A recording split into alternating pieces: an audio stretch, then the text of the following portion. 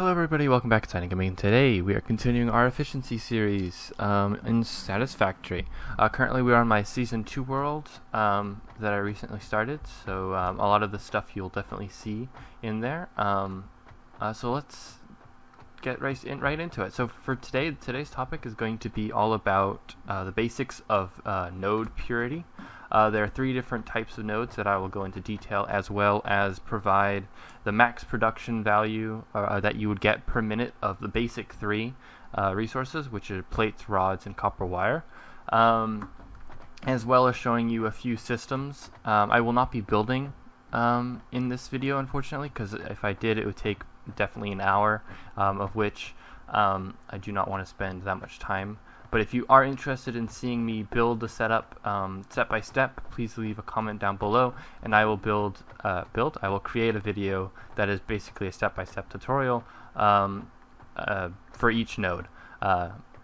So yeah, let's get right into it. So the first thing you should know is that there are 3 different types of nodes. I don't know if I just mentioned this, I completely forgot, but there's impure, normal, and pure, each one providing different outputs. For the first 2 videos I've been using purely just impure nodes, as they definitely produce the least amount of output, which allows me to highlight the actual systems, because basically you could take those basic systems that I showed you in those videos and just scale them up, and that would be the most efficient way to get the most out of those nodes. So breaking it down further, the impure nodes, based on just the Mark 1 and the Mark 2 miners, I know they currently added a Mark 3, but I'm not going to go into too much details about that just yet, as I have not had the time to play around with it. But once I have, I will definitely create a video that will highlight all the production values and such of the Mark III, and even build all the setups to use it most efficiently. But for now, we're just going to talk about the Mark 1 and Mark 2, as they're the easiest to get in the game, early game, and I figured that they're definitely the most used. So for the impure nodes, a Mark 1 produces about 30 ore per minute, and a Mark II doubles that, 60 per minute. For the max value or max production, using the basic systems that I showed in the previous videos, it can produce 30 plates per minute, 60 rods per minute, and 180 copper wire per minute. So if you find that, you may maybe not the most efficient, but definitely the best place to probably get started if you are creating a little base. If you're not using a lot of copper wire like I usually do, I usually don't need a normal or a pure copper node until much later in the game. So an impure copper node in the base just starting out is actually pretty good and will last you quite a while until you start automating it and needing it for other things, such as I believe stators and other such, and maybe even cables. But even then, you can use just a normal node to do that. Or in fact, no, you just need a Mark II on it. But anyway, that's beside the point. Moving on to a normal node. A normal node's Mark 1 is 60 per minute, so it's on par with a Mark 2 of an impure node. Its Mark 2 equivalent is 120 ore per minute, which, if using the systems I showed and expanding upon them, will get you a 60 plates per minute, 120 rods per minute, and 360 copper per minute. As you can probably tell, it is double the impure nodes, which is very helpful if you're needing more resources. And then just moving on to the pure, there is Mark 1 produces 120 ore per minute, Mark 2 240 ore per minute. So if you were going to ever use a pure node, I highly recommend having a Mark 3 conveyor belts in order to transport it. Otherwise, you'll be just being very inefficient with it producing faster than you can move it. The max production of the basic plates, rods, and copper wire is 120 per minute for the plates, 240 per minute for the rods, and 720 copper wire per minute for the copper wire. I know I said it twice, but again, that's 720 copper wire per minute, which is very impressive. Don't know if you ever need that much copper wire, but it's definitely helpful if you are building a crap ton of stators, like I have done in my steel processing plant, which I will show you because I utilize several of the pure Mark II production, like max output, to get the most out of three coal nodes, 3 iron nodes, 1 copper node, and a bunch of normal nodes of limestone. But again, those aren't that important. So yeah, I'm just going to quickly show you a setup right over here. It's not the prettiest. I just kind of threw it up, and in fact, it's not even the max I can get out of it, because these are only this guy's only a Mark 1 miner. So this would be on par of a Mark II pure node, impure node, sorry, producing 60 ore per minute, and producing approximately 60 plates per minute, or sorry, 30 plates per minute, or 60 rods per minute. I got that number by taking 15, multiplying it by 4, because that's how many constructors there are, and that's how many you get per minute. So 15 times 4, well, that's 60. If you multiply that by 2, because you're essentially doubling the system, so you're having 4 smelters and 8 constructors, basically doubles that to 120, which is what you get for the max amount of rods. And if you're doing plates, well, if it's just across, you'd be doubling this, so you know you're only working with 4, so it's only 60. That's how all that math came about. Let's see, for copper wire, you do a little more, because each constructor produces 45 per minute as opposed to 30. Yeah, 45 per minute. Multiply that by, this is again the equivalent of a Mark II impure node. Don't mind all this, it's this you want to worry about. So that again is 180 copper wire per minute, but if I had upgraded this to its max potential on a normal node, that would be 360, so I'd essentially be doubling my output. Pretty impressive. Each different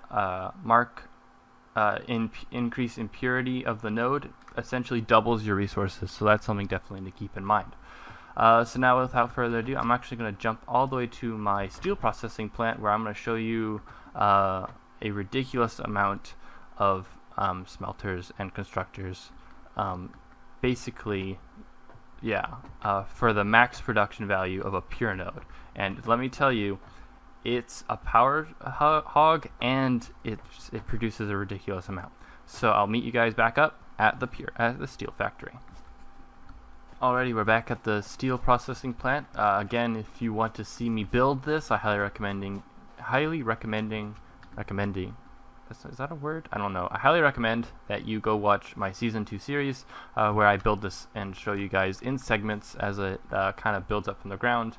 I don't show everything because it would this took me obviously 8 to 10 hours just to build. I think probably even more than that. I'm rounding down because I actually don't know how much, so I had to condense that into 20-minute footage, so I didn't cover everything. But anyways, that's beside the point. As you can see, this is a Mark II on a pure node. It's producing 240 per minute. Pure node, if you just hit it, you get 3 per hit. If you hit a normal node, that's 2 per hit, and if you hit an impure, you get 1 per hit. So in terms of gathering resources by hand, it makes sense to do a pure node. So I'm just gonna follow. I want to follow my copper because it produces. It uses its max. I mean, all of this does, but I feel like it's the most easiest to understand and follow along, because if you look here, it's a complicated mess and weave of splitters and mergers in order to get the right ratios, in order to get to right here just 8 foundries, and then there's another 8 upstairs that deal with the total amount. But again, I'm not going to go into this because it gets too complicated. So right here is my copper production part of the base of the steel processing. It's used to create a bunch of stators at the topmost floor. But as you can see, it takes in the 270 line, divides it into two 120s. This again divides it further so that it could go immediately into these smelters. As you can see, there are 4 right here, and then one just 120 line that will go all the way over there, so it could go again be split into another 4. So as you can see, each one of these, oh hello, I forgot to do this, copper wire. So this takes 30, so each of these lines is 30. I can't believe I forgot to do this. So yeah, and then each one of these gets split again. So from 4, it gets split into 2. So there should be 8 constructors here. 1, 2, 3, 4. 1, 2, 3, 4. Each one of these produces 45 per minute, which you can see stacks up. So this is pretty condensed. I mean, it's not the greatest, as you can tell. I could, if I had a little more space, I could probably condense it more that way, but of course I don't. So with whatever little space I have, then I've been able to fit 16 constructors, 8 smelters in here, which I'm pretty impressed with. But yeah, this is all based on one single copper pure node. That's it. That's all it is. It's not any more than that. Just one single copper pure node, which is right there. So yeah, that's the easiest viewpoint. Again, sorry that there's not much building in this. It's more of a conceptual. If you want to keep in track of all the data or numbers that I've been throwing around, it should be in the description below, so I highly recommend you checking that out. As well as any more useful links, such as the map and stuff. So the Satisfactory resource map, which I highly recommend you going to check out, because it's definitely helpful in finding a good starter base. As you can see, I'll pull up my map. Over here is the starting green area, and I just tracked up. Here's the oil that I found in the last last season. So I started nearby, so that when I get, and there's 4 pure oil nodes there. That's why I wanted to settle near it, and I found a good spot for it. So yeah. That's pretty much it for this episode. Thank you all for watching. I hope you enjoyed it. I hope you learned something from it. If you have any comments or suggestions for the next video, please let me know, and I will definitely read them and definitely let you know what the next episode is about. I'm currently thinking about showing the pros and cons of how to overclock and how to use overclocking to your advantage, both on getting the right amount of resources produced in time for a single upscale. So like right now I'm building encased beams, but for that I need beams and concrete. So how do I get the right ratios for all that and dividing them all out? And if you want to see more of that, please let me know in the comments below. So quite a bit to cover. So thank you all for watching. I hope you enjoyed. I already said this twice, but I'm gonna die. Ooh, that was embarrassing. So yeah, I hope you enjoyed. I'm gonna go get my stuff. That was a mistake. I've done that a few times, and it's very embarrassing. Because I have to run like a few thousand meters this way to go get my stuff. Alright, take care.